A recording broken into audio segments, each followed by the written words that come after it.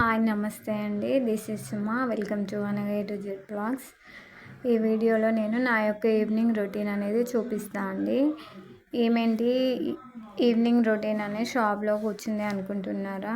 ఈ షాప్ మాదే అండి. మాకు చిన్న ఆన్లైన్ షాప్ ఉంది.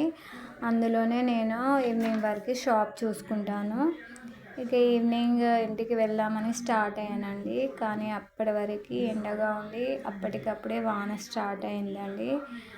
అసలు ఎప్పుడు ఎండ కొడుతుందో ఎప్పుడు వాన పడుతుందో అసలు అర్థమే కావడం లేదండి. ఇప్పుడు అసలే రైనీ సీజన్ కదా, వానలు స్టార్ట్ అయ్యాయి.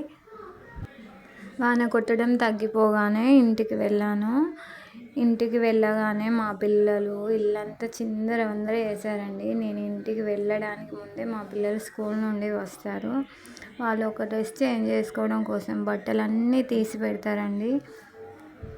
ఇక వాళ్ళ పని వాళ్ళు చేసి పెట్టారు. ఇక నేను నా పని నేను స్టార్ట్ చేయాలి కదండి. అందుకే ప్లేట్స్ క్లీనింగ్ చేయడం స్టార్ట్ చేశాను. అదేంటోనండి, షాప్ నుండి వచ్చాక అసలు ప్లేట్స్ క్లీనింగ్ చేయాలంటే ఏడుపు వస్తుంది. అయినా మన పని మనమే చేసుకోవాలి కదండి, ఎవరో వచ్చి చేయరు కదా. సో అందుకే కష్టమైన ఇష్టంగా ఆ ప్లేట్స్ కడుగుతూ ఉన్నాను. ఈ ప్లేట్స్ క్లీనింగ్ చేయడానికి మ్యాక్సిమం నాకు 1/2 అవర్ టు 1 అవర్ మధ్యలోనే పడుతుందండి.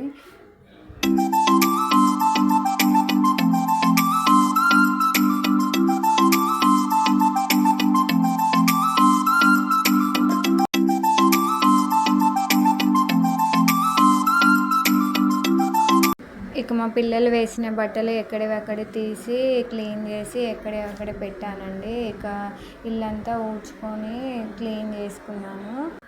కొన్ని ఉతికే బట్టలు ఉంటే అవి వాషింగ్ మిషన్లో వేసుకొని ఎండిన బట్టలు ఫోల్డింగ్ చేసుకున్నాను.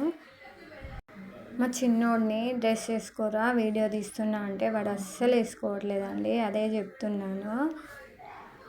అందుకే వాడి ఫేస్ వరకు బ్లర్ చేసి పెట్టాను.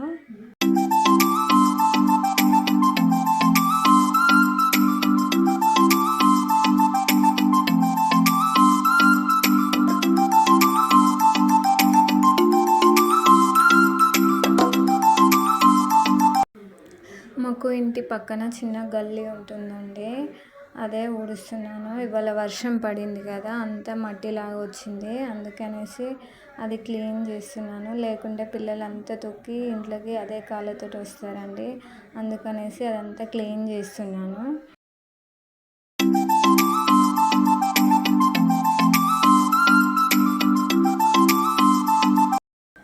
ఊడవడం కంప్లీట్ కాగానే కొద్దిగా టీ తాగుతున్నానండి. నాకు టీ తాగకపోతే మస్తు హెడేక్ లేస్తుంది.